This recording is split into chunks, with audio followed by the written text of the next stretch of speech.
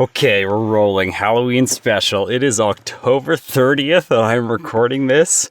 I have no idea if I'm actually going to be able to release this on Halloween, and it's kind of awkward to release a Halloween-themed video the day after Halloween, so I'm really hoping that all the efficiencies that I've been able to get in editing and in content production, all of those are just going to synergize together right now and allow me to get this video out by Halloween. Happy Halloween, everyone. Welcome to my terrifying special, the very first Nuzlocke on this channel. I figured that it was a fitting time to start this form of new content because death and Halloween just go together. Today, I'll only be using Pokemon that I consider to be related to Halloween to complete the Nuzlocke.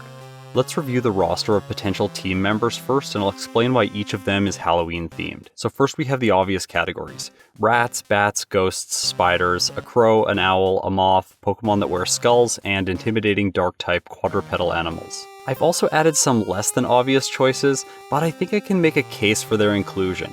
Drowsy and Hypno, read their Pokedex entries. Look at Drowsy's hands in the 3DS. Like, yeah, these guys deserve a spot. They're very terrifying. Sneasel is basically the villain from a slasher movie. Paris and Parasect are the closest thing that we have to a zombie in the Pokemon world.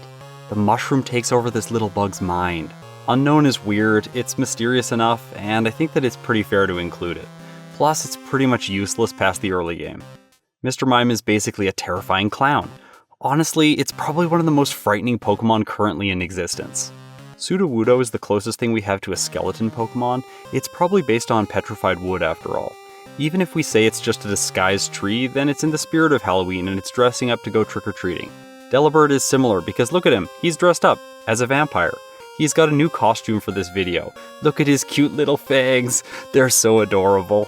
And now here's some honorable mentions.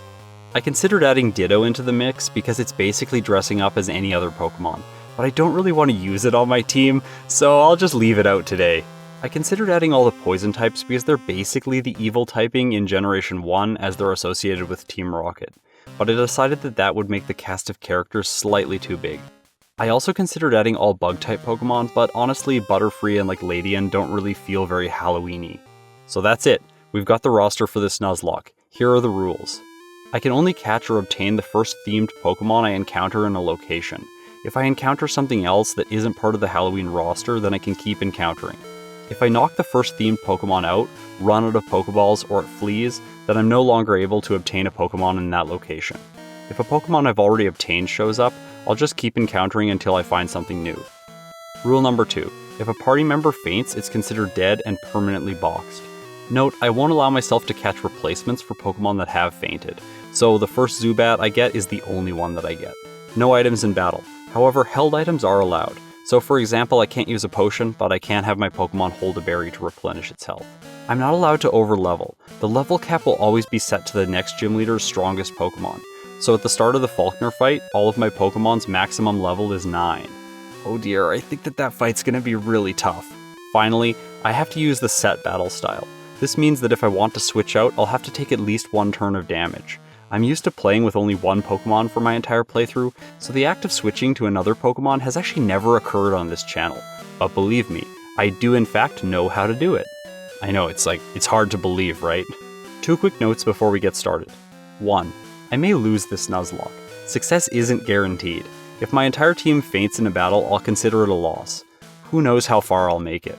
This is, after all, my very first Nuzlocke in Pokemon Crystal that I've ever done. And 2, if you want me to make more Nuzlocke content, let me know by liking the video. If we get 2,500 likes in the first week, I'll plan to make more in the future. Now, let's get going. Today I'm playing Pokemon Crystal because it lets me dress up as a girl for Halloween. I named myself Danny after the protagonist from Midsommar, my girlfriend's favorite horror movie. I used the Universal Pokemon Randomizer to replace Chikorita with Zubat. I didn't think any of the Johto starters were Halloween themed, and Zubat's a great 3-stage Pokemon that benefits from being obtained early on. I get to invest in raising its friendship from the start. The downside of having it so early is that it's awful in the early game. Only Leech Seed as a starting move is going to make the going slow. I need to level up in order to face the first rival. His level 5 Cyndaquil terrifies me. I try at level 7. My strategy is to rely on Supersonic for damage and use Leech Life to gain back a bit of health while chipping away. Luck is not on my side today, because Cyndaquil is decently consistent when confused, and it manages to knock Dracula out. So that's it. Hope you enjoyed the video. I'm clearly not very good at Nuzlocks. I'll see you next week. No, I'm just kidding. I want to actually get to like maybe Clair or something before I give up. I start again, and this time I get a female Zubat. I should mention here that normally I manipulate my DVs and hidden power typing in order to have a fair result in my tier list. But this is a Nuzlocke. I won't be adjusting anything today. I get the Pokemon that the game decides to give me. Unfortunately, Generation 2 is sexist, because in these games a Pokemon's gender is determined exclusively by its attack DV. If it has a low attack DV, it's female, and if it has a high attack DV, it's male. I nicknamed my Zubat Celine after the main character from the Underworld series. Zubat is a physical attacker, so it's really unfortunate that I ended up getting a female one. At the start, the going is very slow. I mean, very slow.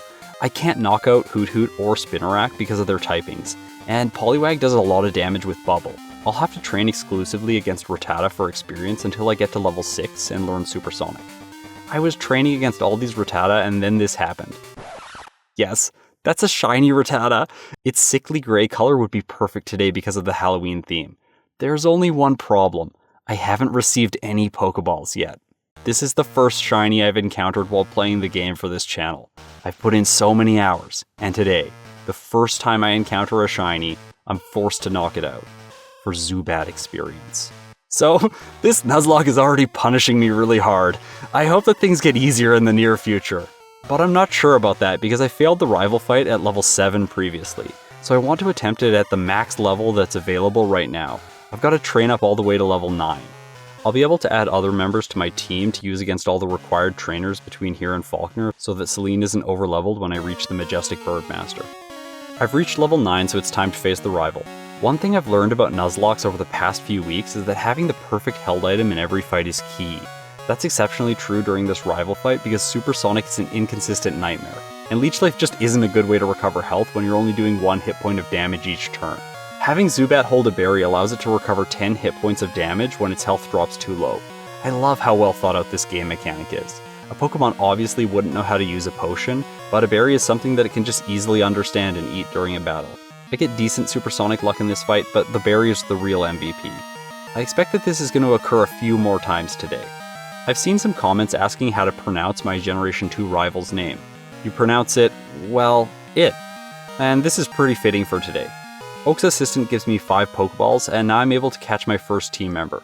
Another shiny Rattata, maybe? Nope. Today it's a level 2 female Hoothoot. Well, I guess I gotta take what I'm given. I catch it and name it Annie after a character from the Birds.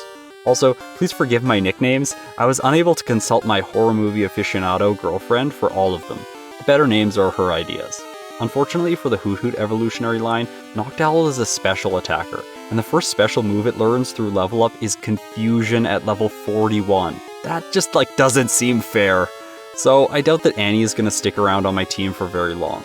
I head north and find myself a Rattata. It's another female. More bad luck. I feel like Carrie was a good name for her. Now it's time to grind. Normally I complain endlessly about grinding in Generation 2. The level curve, am I right? It's just so bad. But in a Nuzlocke, this process is core to the experience. The process of knocking out countless wild Pokemon over hours and hours strengthens the bond between me and my Pokemon. It makes the fear of losing a precious team member all the more real. On the next route, I'm ready to add the 4th member to my team, Spinarak. This itsy spider is the first male I've found, which is fortunate because it's a physical attacker. Youngster Joey and his rival are next. The level cap allows me a lot of wiggle room so that they won't be too difficult. While I fight them, I'll prepare you for Faulkner. Normally I make fun of him, but in a Nuzlocke he's going to be terrifying. Here's his team. Just the fact that he has Mudslap on both of his team members messes with the consistency of my Pokemon. Making matters worse, the Pidgeotto gets stabbed with Gust. Those 2 moves make Spinarak almost useless for the fight. Hoothoot and Zubat can avoid Mudslap because of their flying typing, but they both won't be able to output much damage. Rattata hits hard in the early game, but it's frail and it won't be able to take many hits from Pidgeotto's stab gusts. However, I still have 2 areas left where I can obtain Pokemon. Maybe the final 2 additions to my team will provide me with the tactics I need to emerge victorious. In Sprout Tower I search for a Ghastly. While its poison typing makes it weak to Mudslap, it does start with Hypnosis, and this could give me a big advantage over Faulkner. I name it Lady after the Bent Neck Lady in The Haunting of Hill House. Plus, so many ghosts are named the Lady of the Lake, and the Bent Neck Lady, and I don't know, the White Lady, the Red Lady. Anyways, Lady seemed like a good name. No more uncreative names like Ghost on this channel, because obviously Lady is just so much more inspired. I find my last team member in the Ruins of Alph after solving this strange puzzle. Unknown's not going to be useful for the entire playthrough. After all, the only move it can learn is Hidden Power, but it's perfect fodder for the mud-slapping birds. I can switch to it and have it faint when I need to switch out another team member and move on the first turn. I name it Oculus after a Mike Flanagan movie. Then I test to see what type of hidden power it has. After all, I could have gotten a ghost or ground type hidden power, making it useless against Faulkner. But today it's damaging normal flying types, so I'm good to go. In Faulkner's gym, there are 2 trainers, and the first of these is actually scary. He's got a level 9 Spearow with Peck, so he's right at the level cap. I send out Carrie, who's level 8, and I use Quick Attack for 1/3 damage. Spearow retaliates with Peck and does roughly 1/3 damage as well. Quick Attack's a priority move, so I could have just kept spamming it, but I switch out because the idea of doing a Nuzlocke just terrifies me. I'm probably going to play overly safe like this throughout the playthrough. Sometimes overly safe so much that it's just dumb. I love my cute Pokemon after all. I don't want to lose any of them. Except Unknown. It can die. It's time for Faulkner. For this fight, I've given every team member a berry so they can heal themselves. Even Unknown. Faulkner, who today feels like he truly is Lance's son, opens with Pidgey. I start with Celine because I want to use Supersonic. I cross my fingers and it connects. The Pidgey hits itself in confusion, and that concludes a perfect first turn. Now I need Zubat to get off the field, so I send out Oculus. I want to take down the first Pidgey without taking any damage on my main team. The small letter does its one job and defeats the pigeon. Faulkner sends out his ace, Pidgeotto. I leave Oculus in so that it can use Hidden Power to deal as much damage as possible before it faints. The little mysterious guy does a great job and takes Pidgeotto down to just above half health before fainting. Next, I choose Lady. This is a risky bet because I'm banking on Hypnosis. My ghost puts the pigeon to sleep first turn. I send out Annie next, and unfortunately Pidgeotto wakes up hitting my owl with Gust for 1/4 damage. I can take 2 more of those. So Growl will help my other team members tank hits better. After using it once, Annie heals herself with a berry. Oh yeah, I forgot about that. I guess I can use Growl 2 more times. I do, and then I send out Celine to set up Supersonic again. Gust only does 3 hit points of damage now, and Supersonic connects right away. Rattata's an early game powerhouse, so I send out Carrie next. I spam Quick Attack and the Pidgeotto goes down. I've earned the Zephyr badge, with only a single death. Faulkner gives me Mud Slap as a prize. TMs are a whole other conundrum in a Nuzlocke. If I use it now, it can help out immediately. However, that might mean that it isn't available later on if the Pokemon that I teach it to now faints, or just is replaced on my team with a better member. For now, I'll save it, because I have a villainous plan for it later. After the gym, I finish off Sprout Tower, where I consciously use Rattata against the Bellsprout. This little flimsy grass-type Pokemon has an outrageous 75 base attack. Why is this relevant, you might ask? Well, in Generation 1 and 2, EVs don't exist. In their place is a system called Stat Experience. When the opposing Pokemon faints, its base stats are converted into Stat Experience and given to your Pokemon. So, I want my Rattata to be the top percentage in its attack stat, so I'm specifically using it against enemies who have Pokemon with high base attack.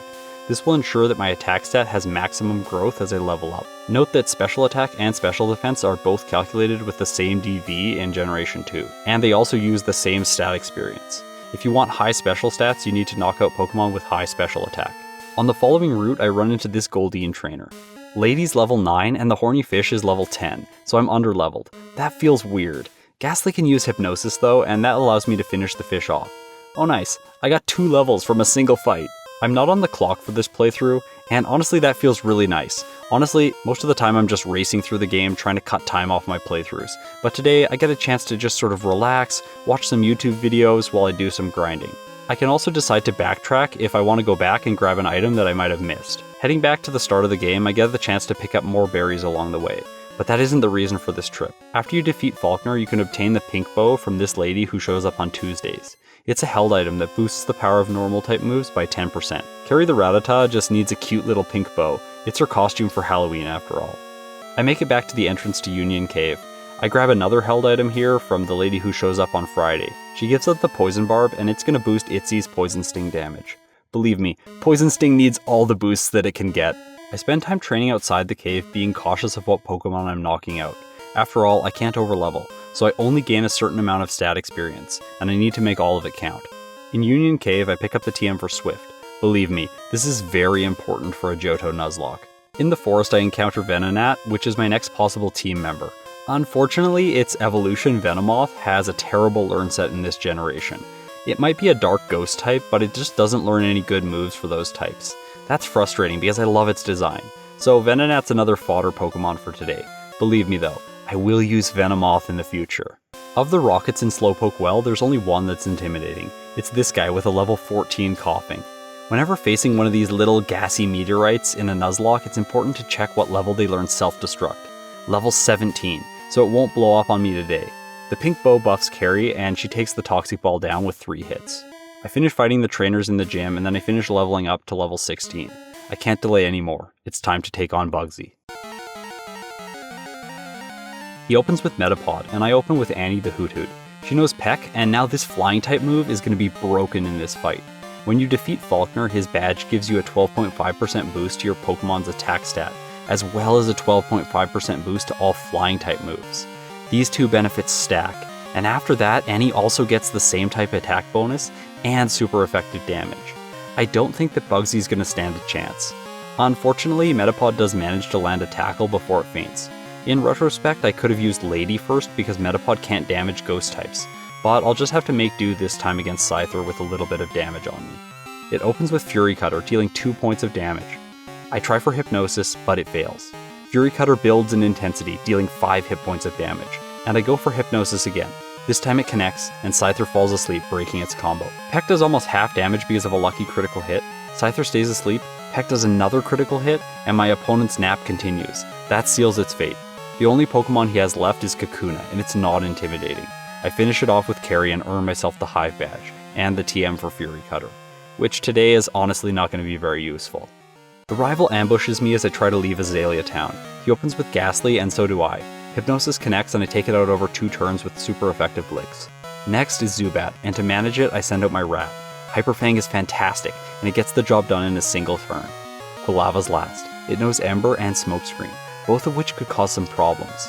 It fails to lower my accuracy first turn, but then Hyper Fang misses as well. The game realizes that both of us missed last turn and it takes pity on us, allowing Smokescreen and Hyper Fang to hit on the next turn. Quilava isn't in 2-hit range though, so I use Quick Attack instead for the additional accuracy. Carrie gets hit by Ember, and then I make a risky choice. I should really have switched out here, but instead I use Hyper Fang, and it does it. In the forest I grab the TM for Headbutt. The chance to flinch, accuracy, and only 10 less power make this a good substitute for Hyper Fang when consistency is required. Outside the forest I do battle with all the trainers. My new level cap's level 20, so there's a decent amount of grinding to finish off before I can take on Whitney. I stop by the Haircut Brothers salon in Goldenrod and make Celine look spiffy. Gotta keep that vampire hair looking perfect. Now, I need to make a choice. I can either obtain Cubone from the game corner or wait and obtain Eevee after speaking to Bill in Ecruteak City. Cubone has fantastic defense, and it resists rock-type moves, making it the perfect counter for Miltank's rollout. The problem is that Cubone fills a similar niche to Sudowoodo, which is just around the corner. Literally. Umbreon, on the other hand, makes use of special moves, and provides the opportunity to enact some particularly tricky strategies. If I don't get a treat, I'm gonna blind you with Mud Slap, use Thief to steal the candy, and then finish you off with a Confuse Ray so that you'll have no idea what happened. I'm choosing Umbreon today. I hope that doesn't come back to bite me against Whitney. My next encounter is Drowsy. It's an excellent special wall. The fact that it gets access to Hypnosis gives me flexibility in battle. I can switch in, tank a hit, put the target to sleep, and then switch out again. I name her Freddy. There's already a bit of gender bending going on in this video, so why not just have a bit more? I level up my team to level 20, and in doing so, Rattata and Hoot Hoot evolve.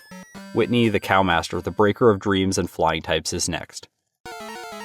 She opens with Clefairy, and I choose Carrie. Hey, that rhymes. I researched Focus Energy before this fight to figure out how it works. In Generation 1 it actually makes it less likely to get a critical hit, but in Generation 2 it functions as intended. However, this pesky chart messed me up because I thought that I could use it multiple times, and that leads me to wasting a turn. The Halloween god Pumpkaboo is on my side and curses Clefairy's next metronome, and it selects the Halloween-themed Dream Eater, which does nothing because I'm not asleep. I use Hyper Fang and knock the Clefairy out with a critical hit. Focus Energy. Alright, it was actually useful for once. Miltank is next. I really want to be able to knock it out quickly. I use Hyper Fang, do under half damage, and the cow starts to roll. But I'm doing enough damage that I should be able to knock it out before it builds enough strength. However, then it misses its next rollout, so I did it. Bugsy and Whitney were easy. Hoot Hoot had a great time against the bugs, and Raticate soloed Whitney. On the route north of Goldenrod, I bump into this spinning fire breather with a Magmar. I swear, I never avoid this guy. It's so annoying. Especially because his friend, the juggler beside him, has a level 2 Voltorb, and he also catches you right after this fight. Here, I was training Drowsy, so I just decide to fight the Magmar with it. It's easy, despite getting burned, and then the second Magmar comes out. Okay, just turn my mind off and spam Confusion, it'll faint with ease. So, I'm forgetting that I'm taking damage from burn each turn here, and then Magmar uses Fire Punch. I have never had this much adrenaline flood my body, but luckily Drowsy survives. Okay, I need to pay way more attention when fighting random trainers. That can't happen again. It's time for Sudowoodo, and I need to catch it. Having access to Drowsy, Umbreon, and Sudowoodo is a core part of my plan. These 3 walls will give me peace of mind when challenging gym leaders. In my solo Pokemon challenges, defensive stats often feel like a waste. It's almost always better to have high attack, high special attack, and speed. But in a Nuzlocke, defense is key. I use Drowsy to put the petrified tree to sleep and then I catch it. I consulted the official Sugimari art first and then realized that it's not actually based on petrified wood or a mimic. Instead, it's actually based on a pumpkin tree, so I name him Pumpkin. Now with this tree out of the way, I've opened a quick route back to the early game trees so that I can replenish my berry stock. While I do that, I pick up the TM for Nightmare. Ooh, it's probably going to be very useful with Drowsy, and very terrifying as well. I run into Bill in the Ecruteak Pokemon Center, and this means he's headed back to Goldenrod. I follow him, like a stalker, and then he gives me an Eevee. The game is teaching me that if someone seems interesting, I should just follow them around until they give me what I want. Ah, I see now. Joe Goldberg clearly played Pokemon as a kid. But Bill is actually playing a practical joke on me, because the Eevee he gives me needs 220 in its friendship to evolve into Umbreon. How long will that take, you ask? A while. Haircuts give it a decent boost, however the main way to boost its friendship without leveling up is by walking.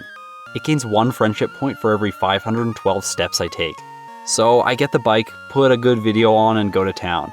I got tired of this after a while and I figured that there must be a better way. And then I learned that X items also boost a Pokemon's friendship by 1 point. So I deplete all my money buying X speed and then I spam it on Binks in battle. Just love me! Love me! Finally it does, and it evolves into Umbreon, the cool goth cat. I pick up the TM for Dig, teach it to Pumpkin, and then face the Kimono Girls where it's immediately useful. After that, Zubat evolves into Golbat, and then immediately into Crobat on the next level. I guess while I was focused on getting Eevee to love me, Zubat was just over there like, hey, I'm here too, I love you. So I guess I need to pay attention to it a little bit. I do so by training it and giving it stat experience against the wild Raticate that show up west of Ecruteak City. The third rival fight in Burn Tower feels adequately Halloween themed. I'm just hoping that there won't be any deaths here today. I send out Carrie first and waste a turn with Focus Energy. That's because I wanted to have Haunter use Curse against my normal type and not do anything else. But it uses Spite instead. I was sure that it was going to use Curse. The next turn it does, and then I send out Lady, causing the opponent ghost to lose half of its health for nothing. Well, not for nothing, because the rival traps Lady with Mean Look. Oh no, I don't want to lose her now, right before she evolves into a Haunter. I use Lick, the rival's Haunter survives, it uses Lick, and Lady tanks it well, but I become paralyzed. Ah, paralyzed Cure Berry, where are you when I need you the most?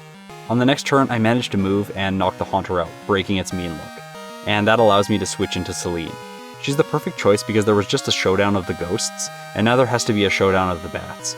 Obviously, mine is much better, because of all the love. Magnemite's next, and apparently the Pumpkin outspeeds the pile of bolts. By the way, the dig animation is so cute, I love it. I miss against Quilava, but I've still got time because Ember isn't doing very much damage. It takes another dig and then Rock Throw to finally knock it out. As I was completing my training to level 25, I bumped into Raikou. Just because I had to faint a shiny Pokemon early on, I feel that the game owes me a small moral victory. So maybe I can catch it in a Pokeball, but it breaks out and it runs away. Lady evolves while fighting the sages in the gym, and now I'm prepared. Can I defeat Morty? Will all my team members survive this ghostly place? Or will it be the end of the line for some of them? Let's find out. I open with Lady, the Haunter, because I want to outspeed Ghastly and KO it with Lick to prevent a first turn curse. But Lick sucks and Ghastly survives, allowing it to curse me anyways. That causes it to faint. Haunter versus Haunter now. I connect with Hypnosis and then take 25% damage from Curse. I need to get out of here. I send out Binks because Dark type resists Ghost type attacks. I contemplated leading with Umbreon actually, but Curse was the reason I decided not to. Remember when I said that I had a villainous plan for Mudslap? Yeah, Umbreon is it. Imagine if Karen's Umbreon had Mudslap instead of Sand Attack.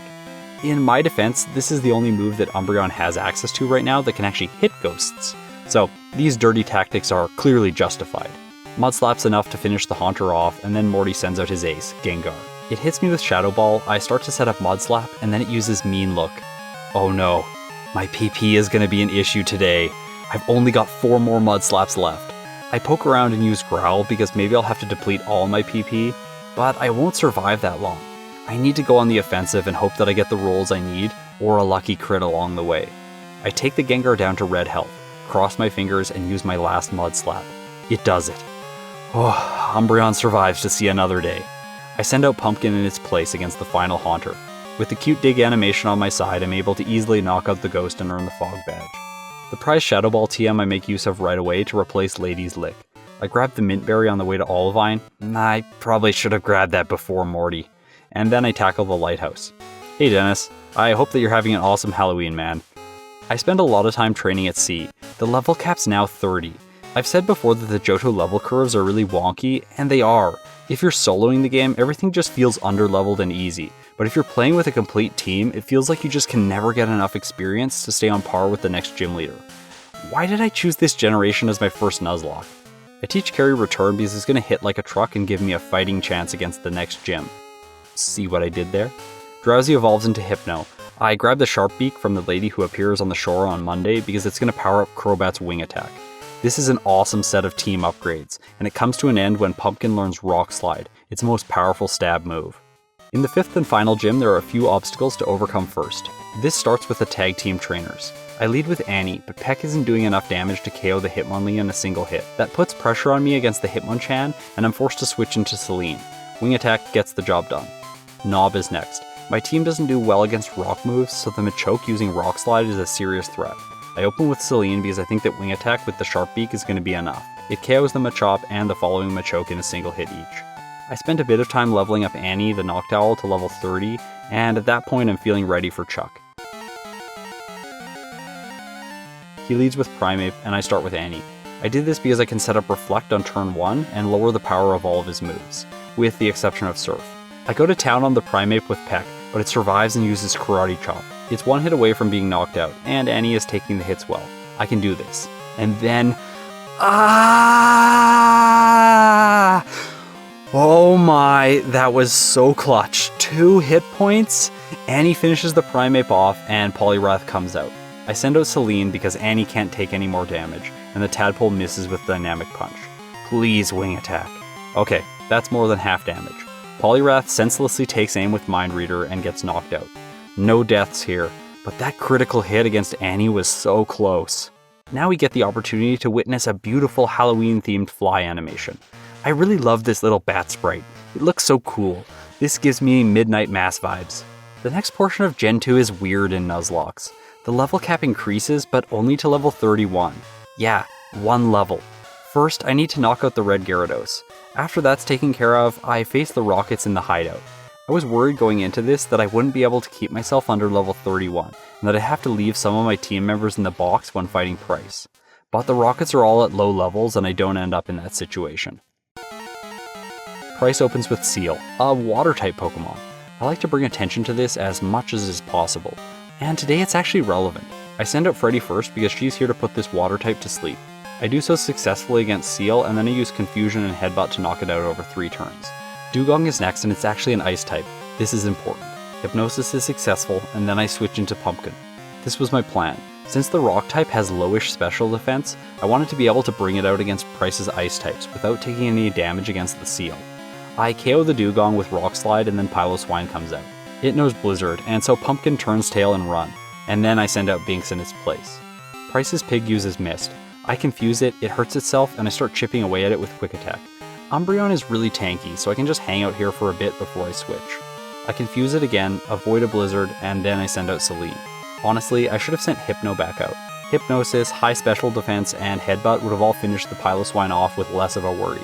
Still, Crobat gets the job done. Now, I need to do a lot of training. Jasmine is next, and she's typically the most challenging gym leader in Johto. However, in Nuzlocke, I feel that Faulkner might actually give her a run for her money. I bump into Raikou again while grinding. As a kid, it was the only beast that I ran into, and I'm frequently seeing it in all of my solo playthroughs as well. I try to catch it, but it escapes again. One day, Raikou. One day.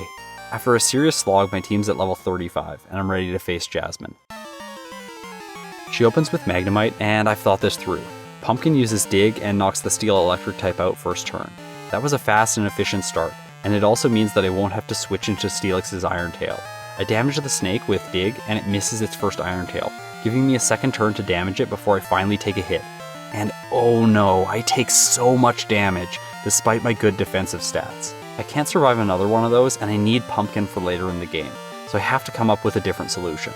I check Binks' stats to confirm that it has good defense. It does, and it shrugs off an Iron Tail, and then I start to set up Mud Slaps. I get all 6 set up, taking only 1 hit from Steelix along the way.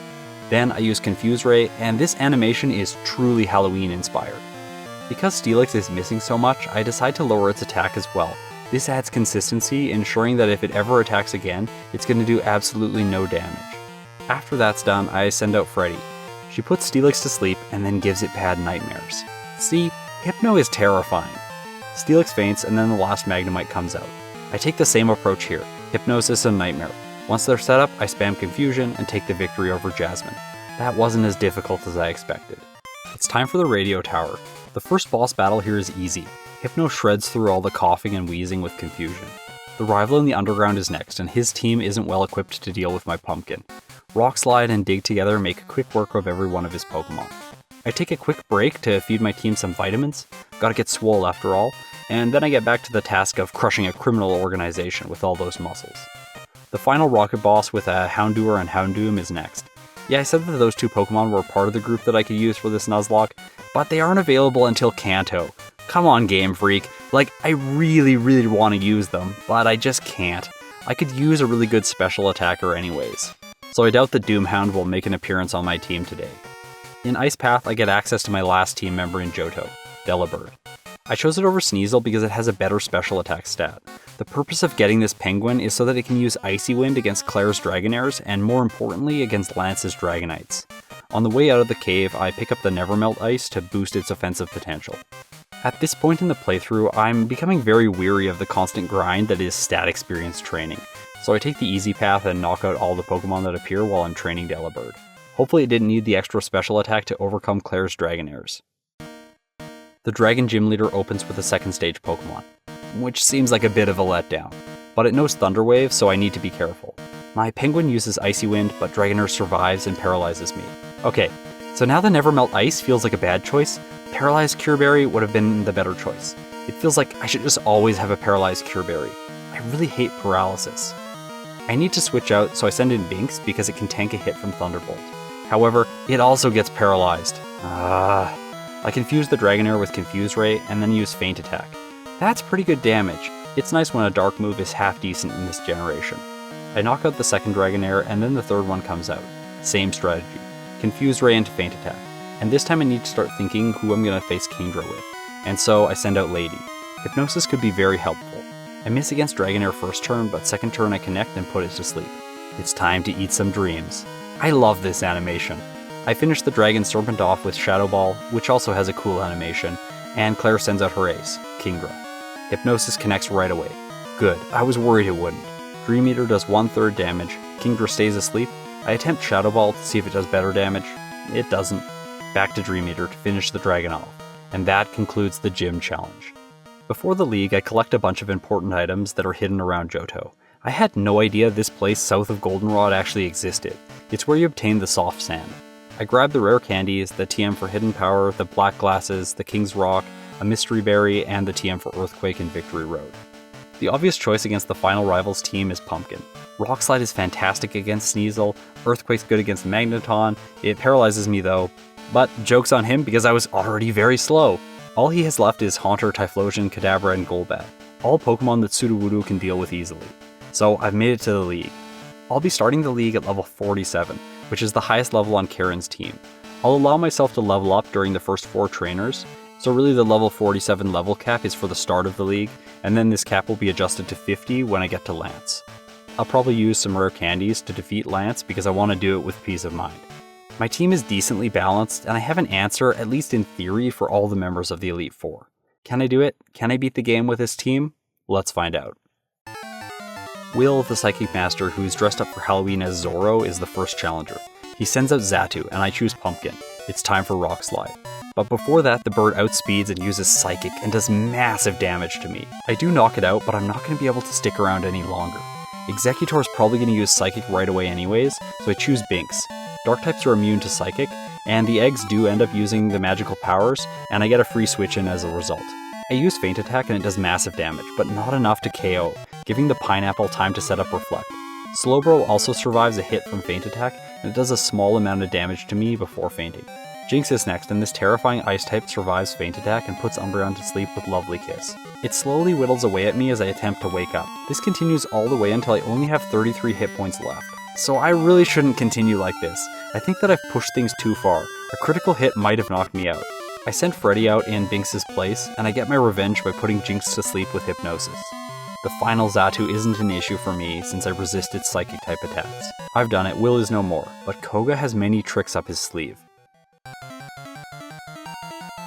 He opens with Ariados, the double team obsessed spider.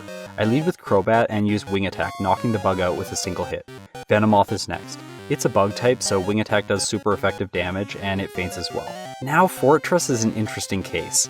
I need to avoid Explosion, or at least resist it, and I also need to be able to deal decent damage to this bulky bug steel type. Pumpkin's the perfect choice here because it has ground moves, and it also resists normal type attacks. Koga sets up spikes, tanks Earthquake like a boss, and then starts to use Swift, which deals almost nothing to Sudowoodo. Eventually I knock out the bulky bug steel type, and then I move on to Muck with Pumpkin still on the field. Perfect. Earthquake connects and it knocks it out in a single hit.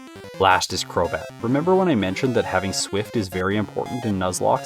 Yeah, this thing loves to use Double Team. I miss my first Rock Slide and it starts to set up. And then it poisons me with Toxic. Poisoning a rock, that doesn't make a lot of sense, but I guess I gotta deal with it today. But my second Rock Slide connects, and Crobat takes massive damage and faints. I've done it. I even had a backup plan, which was to hit Crobat with Feint Attack, which bypasses accuracy checks. But today I didn't need to do that. I'm moving on to Bruno. So the fight against him got my heart racing because if I lose the Nuzlocke here, I don't think that I can ever make another one of these on this channel. The shame will just be too much for my ego to bear. I lead with Crobat against Hitmontop, and Wing Attack takes it out in a single hit. Alright, that's good, I've got some confidence back now. My ego's feeling pretty good about this. Onix comes out next, and clearly I wasn't thinking straight because for whatever reason I decide that Confuse Ray is a good idea. Onix uses Rock Slide and does decent damage to Crobat, because it's super effective. I continue to think that Crobat is my best choice and I use Bite, dealing less than half damage to Onix. In my defense, in this generation Bite's a special attack after all, but I should have just switched. Onix sets up Sandstorm and it starts to wear away at Crobat. This continues even after Onix faints and Hitmonchan comes out. Finally, when I hit Orange Health, I get the memo that it's time to switch for another Pokemon. Freddy still only has Confusion, but I think that it's going to be enough. I knock Hitmonchan out and move on to Machamp. Hypnosis time. But it doesn't affect Machamp, and the fighting type uses Cross Chop. Ah! Oh my god, Freddy survives. Okay, good. Whew. Okay, so I gotta send out someone else in its place. And Haunter's the best choice because Machamp's gonna try to use Cross Chop again, and that gives me a free switch in. Hypnosis misses again, and Machamp uses Rock Slide. Oh no, did I mess this up? But Lady tanks the physical move surprisingly well. Hypnosis connects, and from there, all I've got to do is feast on some dreams. Hitmonlee is last. It identifies Haunter, and I considered switching. I don't want to get hit with another physical attack, but in the end, I decide to stay in. Hypnosis works, and I finish Bruno off. Okay, my ego proceeds intact. Karen's the second reason that Swift is important, but today I have another plan. I send out Celine first so that she can use Fly to dodge Umbreon's first turn Sand attack, but then the Dark Doggo goes for Feint Attack instead. Fly doesn't do much to me, and I get hit by the Dark move. I confuse Umbreon, and it hits itself, allowing me to use another Fly, which buys time for Umbreon to hit itself again. On its last turn in battle, Umbreon uses Confuse Ray, because it knows that its only job is to frustrate the player as much as is possible. But I've prepared. My Bitterberry activates, curing Crobat and allowing me to move on with intact accuracy and without confusion. Karen sends out Gengar next. I use Wing Attack and I cross my fingers. It does half damage, the ghost licks me, and my second wing attack knocks it out. So far so good. Let's keep this going against Murkrow. 2 turns of wing attack is all that I need. Now it's time for Houndoom.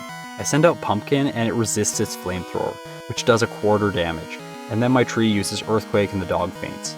The last Pokemon is Vileplume.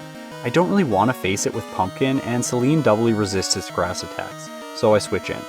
Karen fails a Stun Spore, and then Wing Attack almost knocks the flower out. Stun Spore connects on the second turn though. Please, I just need one more hit. I get it, and Karen's defeated. I'm moving on to the Pokemon Champion. For him, I prepare by taking away Delabird's Never Melt Ice and giving it a Paralyzed Cure Berry instead. I learned my lesson against Clair. I don't want to have my speed and consistency cut if Dragonite survives. Lance opens with Gyarados. I said in my last Johto video that this thing is impotent, but that isn't the case today. Rain Dance into Surf is a great combo when I've got a level cap. I send out Freddy because she'll be able to tank the special attacks while I attempt to land Hypnosis. My second one does the trick, and from there I need to work myself into a position where I can switch into Delibird on the turn that Gyarados faints. To do this, I set up Nightmare. But then I get a bit eager and I send in Delibird right away. The Water Serpent wakes up and does damage to me. Okay, so that isn't good. I retreat and send Freddy back out to set up again, and in this process I have to tank a Surf. So this is like the worst start to a fight that I've had so far. Things are just not going well. I put the Gyarados back to sleep and then whittle it down with Confusion before setting up Nightmare and preparing myself for the Delibird switch. This time it works and I'm able to defeat the Gyarados without incurring additional damage. But Lance's AI knows that Charizard is super effective against Delibird, so he sends it out next, not Dragonite. I should have anticipated that, I know how the AI works.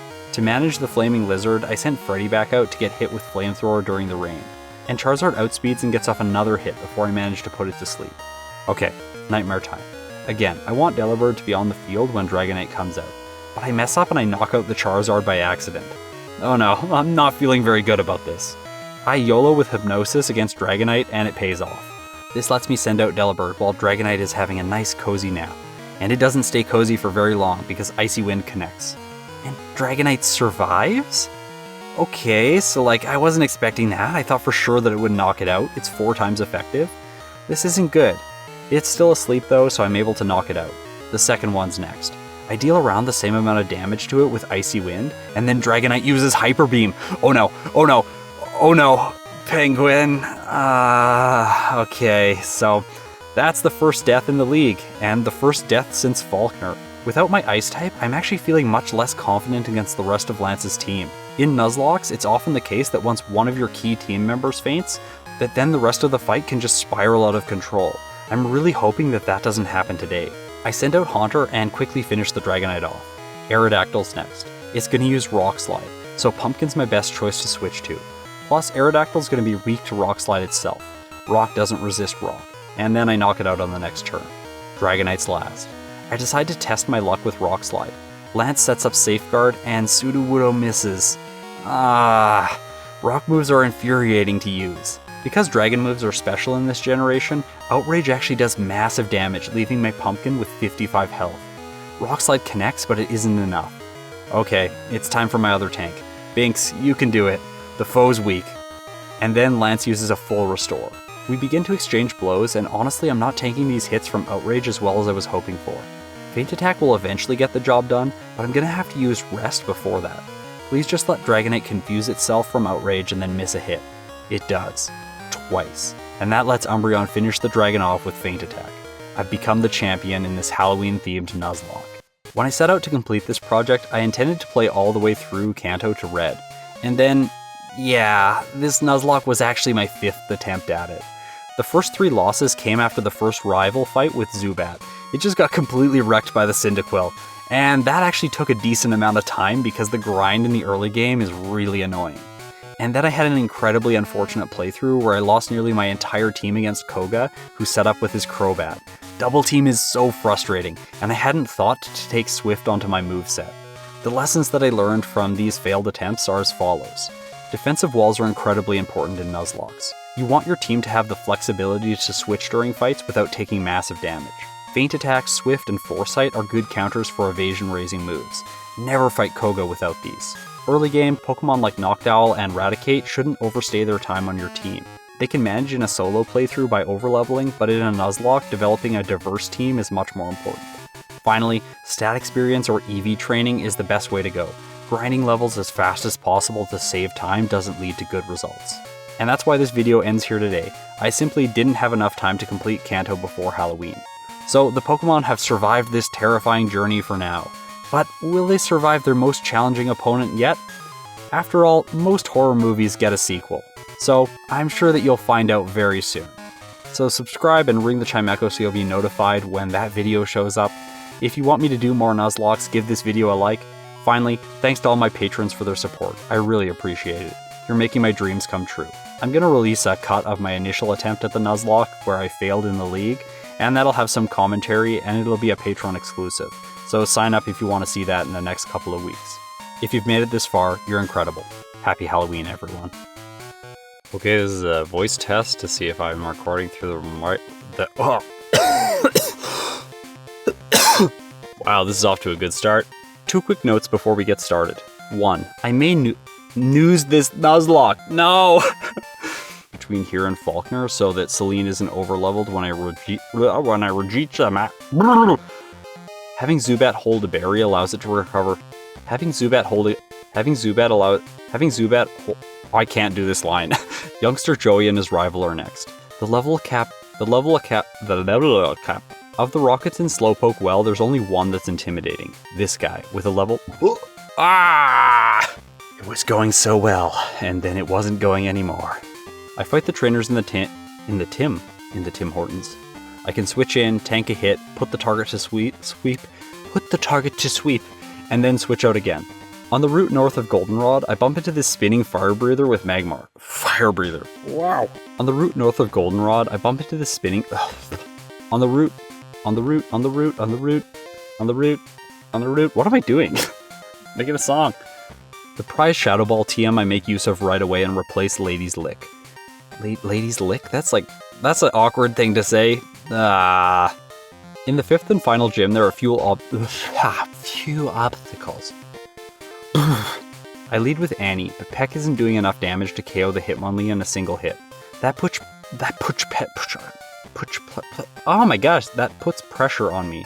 I go to town on Primeape with Peck, but it survives and uses Karate Chop. What? I like to bring attention to this as much as possible, but today it's actually relevant. I like to bring attention to this as much as possible, but today it's actually relevant. Dugong is next, and it's actually an ice type.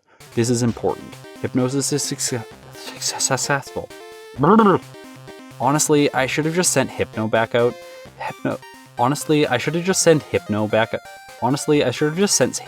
This paragraph has been absolutely brutal. I cannot believe how long it has taken me to get through this paragraph. Honestly, I should have sent oh my gosh, I still can't do it. The obvious choice against the final rival is his pumpkin. No, what? That doesn't make any sense. He doesn't have a pumpkin, I have a pumpkin. Jinx is next, and this terrifying ice type survives Faint Attack and puts Umbreon to sleep with lovely Kiff. No, that whole sentence was so good, and then Kiff at the end. Hypnosis misses again, and then Machamp uses Machamp, it's not Machamp. I want to see Machamp though. Can we have like a Garchomp with 4 arms? That's what Machamp, it's a fusion of Machamp and Garchomp.